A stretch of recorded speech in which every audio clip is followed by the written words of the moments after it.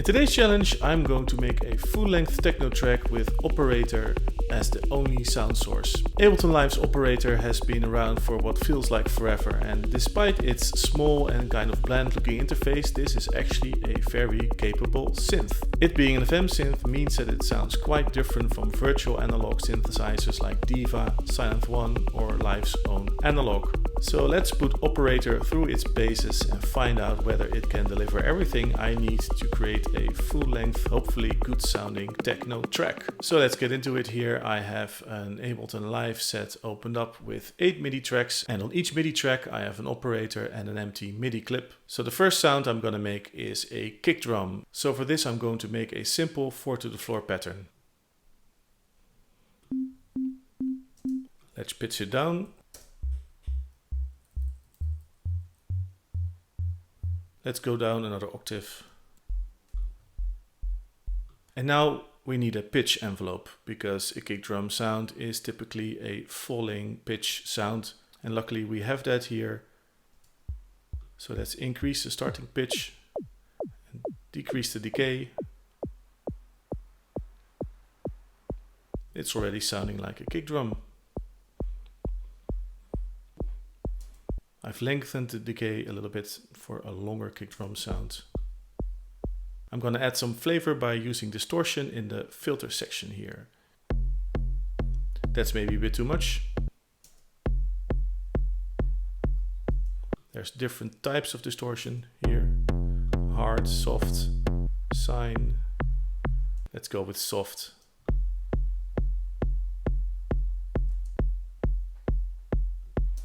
Okay, that's our kick drum sound. Now onto the next track, and I'm going to create a sub bass. I'll draw a simple pattern in the MIDI clip here.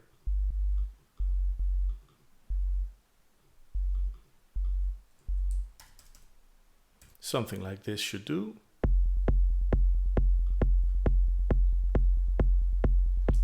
Let's shorten the release time a bit. Not too much, because then you get this clicking. Although if that's desirable, of course you can do it. I'm increasing the attack time to make it a little bit softer. And let's add an LFO tool here, some fake sidechain to move the sub out of the way of the kick a little bit. I'm not setting it to 100%, but something like 40. Nice rumbling bass sound. Next track, what shall we do here? Well, let's go for some sort of FM bass synth lead thing, or a bleepy bloopy sequence maybe is what I'm thinking. I'm just gonna draw some notes here. And let's go for a polymeter, like a 5-step sequence that repeats. So I'm creating these 5 notes here, and let's copy those 2 times and then shorten the clip to 15 steps rather than 16. And now that'll loop and shift relative to the 4 to the floor beat here. And now let's play with the sound a little bit. Do some actual frequency modulation synthesis here. So operator B is now modulating A. And different ratios give different timbres. Then there's also this fine-tuning adjustment. Or fixed level.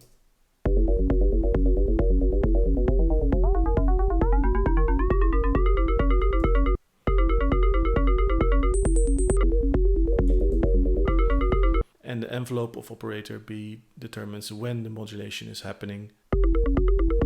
So with the shorter decay, again that gets us a different timbre.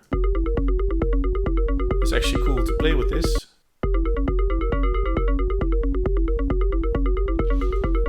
Can we modulate that with the LFO? Let's see. It's not in the list here as far as I can see, but what we can do is modulate it with an LFO in Live. This is such a handy feature. So let's go to B and map the decay time to the LFO. Yes, I'm just changing the parameters here, making the LFO slower and the depth less. And just play with this until I get something that I like the sound of. I have some synth effects set up here. A reverb, my favorite one, fall a room and an echo, so a delay. Let's try a little bit of both.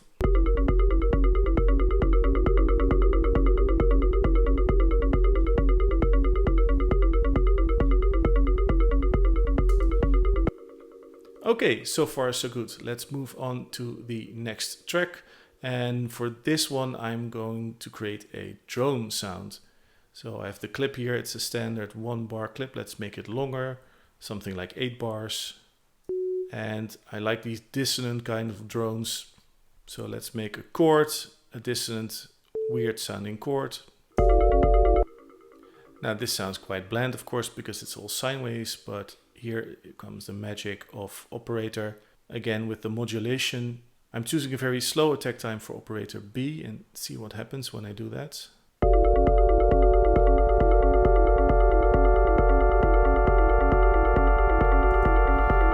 And to make it even more dissonant, I can use the fine control here.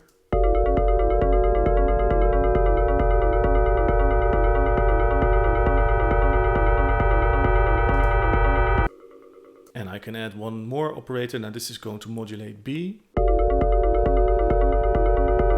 This is going to add more higher harmonics. And again, I can play with the envelope here as well, so the effect changes over time. Okay, let's add some reverb to this. Whew. It's quite loud, and let's put a high pass on here as well.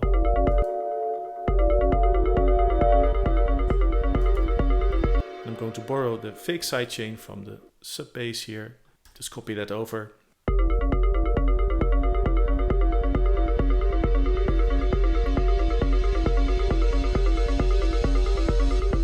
One thing I like to do with these pad-like sounds is have some auto panning here. So I'm going to put that before the reverb and set it to a very slow speed.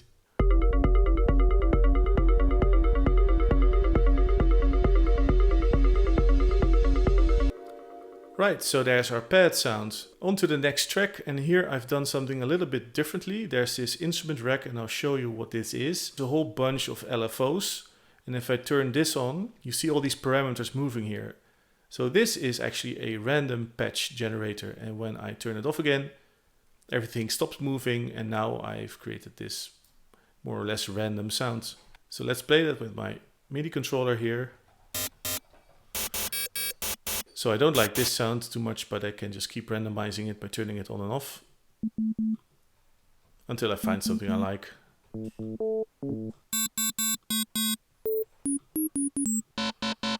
Maybe I can use this as sort of a stab sound.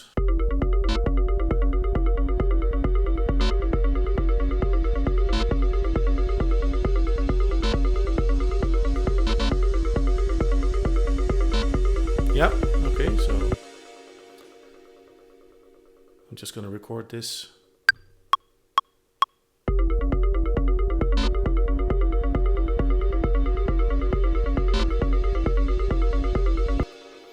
And quantize it because my playing is typically awful.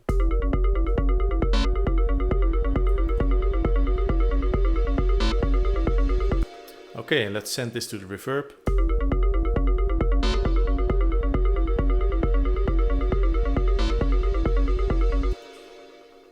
Moving on to the next track here, and I have the same setup with the rack that creates random sounds. It does tend to create a lot of similar sounding things, but sometimes you just throw the dice and you find something interesting. Oftentimes you'll just get a sine sound because there's no modulation or almost no modulation happening. Or you get this craziness here. This could be the basis for something percussive if I just make a very short decay time here. Some sort of a hi-hat. If I high pass it, remove some of the harmonic content, and we just get this little clicky hi-hat. And let's just put in a basic pattern here. I need to pitch it very high, I think, to sound like a hi-hat. Next track, again I have the randomized thing going here. Let's see what we find.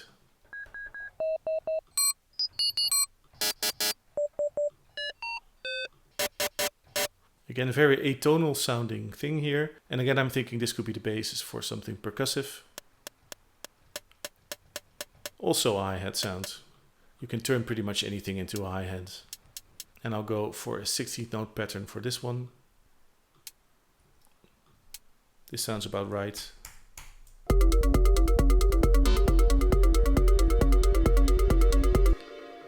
What I can do is give it a longer attack time and make a shaker that way. I will need to shorten the decay as well. Okay.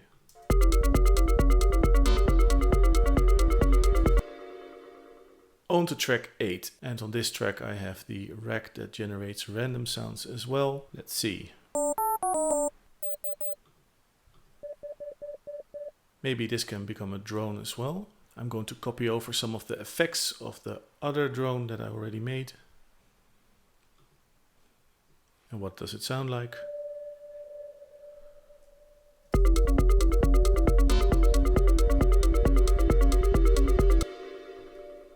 Okay, so that sound is a little bit bland and it doesn't really stand out in the mix, so let's try something else. This one perhaps.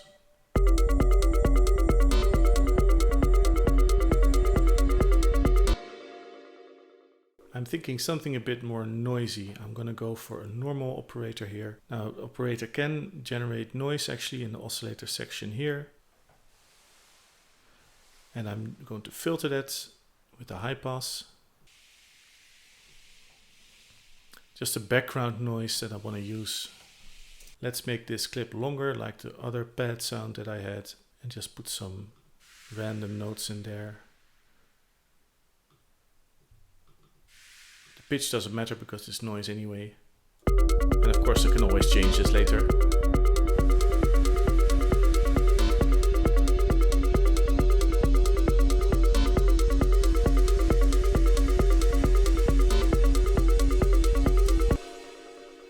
Okay, I'm thinking I need a few more sounds, so a new MIDI track with an operator on it, and I'm thinking one more percussive type sound, maybe some mid-rangey percussive sound or a tom. Let's go for a tom sound.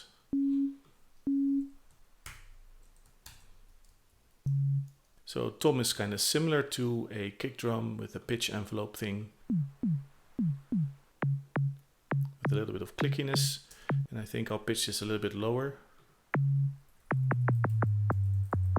An octave lower perhaps. It's interfering with the sub bass. Let's look at that. Yeah. So it needs to be a bit higher.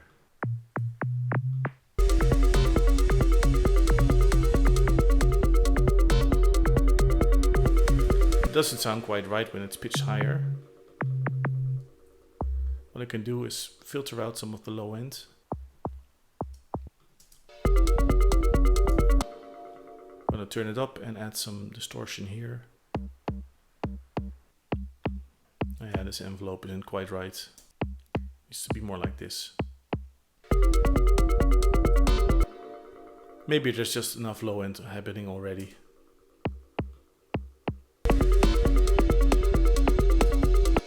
I'm going to make this pattern a little bit more elaborate, but I'm going to do something with the velocity. I'm going to randomize the velocity, see if that generates an interesting pattern. Let's make the pitch envelope time sensitive to the velocity. That adds some variation as well, in addition to the velocity that's also controlling the amplitude. Yeah.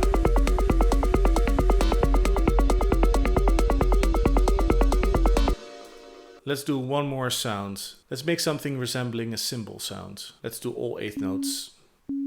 Okay, again, noise. And let's set the envelope to something cymbal-like. A little bit longer.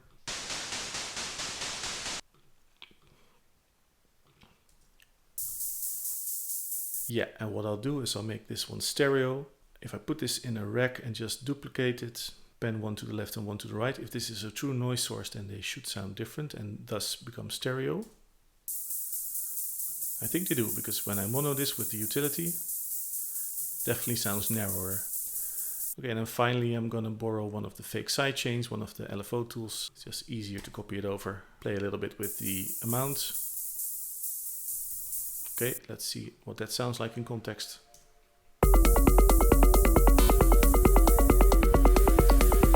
I'm gonna change the pattern a little bit. A favorite of mine is actually this one. That really gives it that sort of sense of speed. Especially if I shorten the decay a little bit.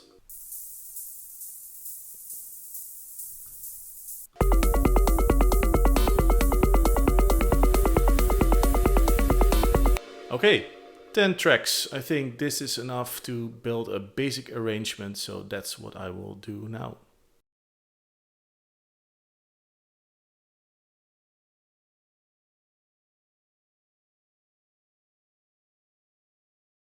Okay, I've done some basic arranging and mixing and our track is done. Now I'm going to do a playthrough and talk about some of the things I did to get to this result. So let's get started.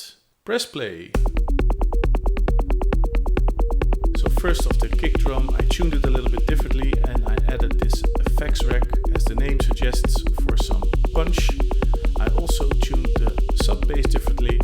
The parts in white here are breaks with a high pass filter on the drum bus, kick and sub bus that I made.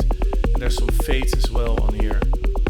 So the DJ style high pass things happening here. Then I moved the low percussion over here. I did some volume fades on that. And that's sort of the continuous sort of clicky tom sound that you're hearing. And then the main sequence, I did some automation on the filter in the operator here, as you can see here, and I've added a chorus for some width. So the filter's opening up here. Then our FM drone slowly fading in. And something else I did, I added a synth effect here, the Valhalla shimmer. The drone is slowly being sent to that as well, and that actually adds another harmonic layer because the shimmer plugin is tuned a little bit higher. This is a tuned reverb, so that adds basically a second drone sound, which you'll hear more clearly in a bit. Then down here the cymbal and started, and a little bit before that the hi-hat, adding some more speed to the sound, as well as this stab sound, that one. And furthermore, there's these white noise whooshes that I made. I've penned those left and right alternating, so that's the one on the left you're hearing now, and the one on the right. And I hope you can also hear the second drone sound coming in now, which is being created by the synth effect to the shimmer. Okay, so things are moving along, and we're nearing the first big breakdown, or actually the big breakdown of the track. Breakdown. So again, the high pass on the kick and the sub bass, and also a volume fade. It's slowly fading out. The filter on the main synth is going lower, so the low pass is closing. At the same time, the reverb send here is increasing, and there's also an increasing delay on the stab sound and a rising effect of the pad. Both the original sound here with volume automation and the send automation to the Valhalla shimmer, and that's gone now again. So a drop, a little bit of dial back drop here. Go to a very short break with the high pass before some parts start coming in again. Specifically the shaker here and the cymbal.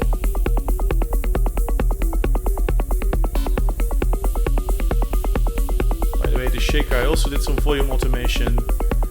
It becomes quite a bit louder in certain areas. Okay, so that's the hi-hat coming back again. And the volume of the drone is slowly rising, as well as again the send to the Valhalla shimmer. add that second layer, and that's gonna climax coming up to the next break here. You can hear it coming in.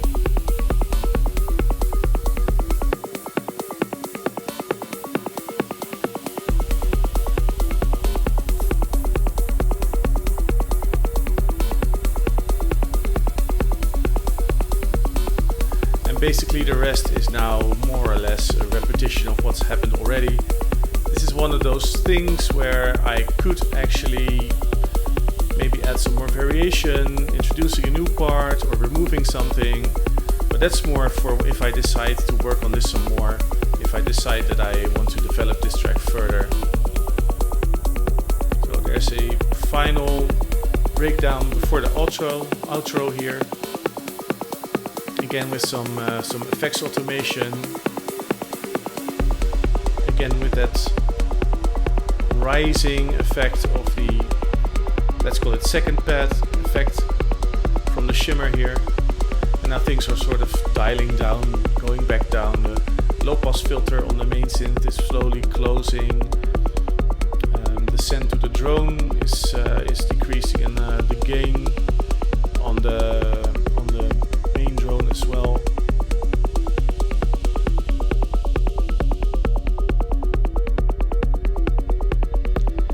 And then coming here is the last part with the high pass engage, and also the volume fade on the kick and the sub bass, and the low percussion sounds also being faded out.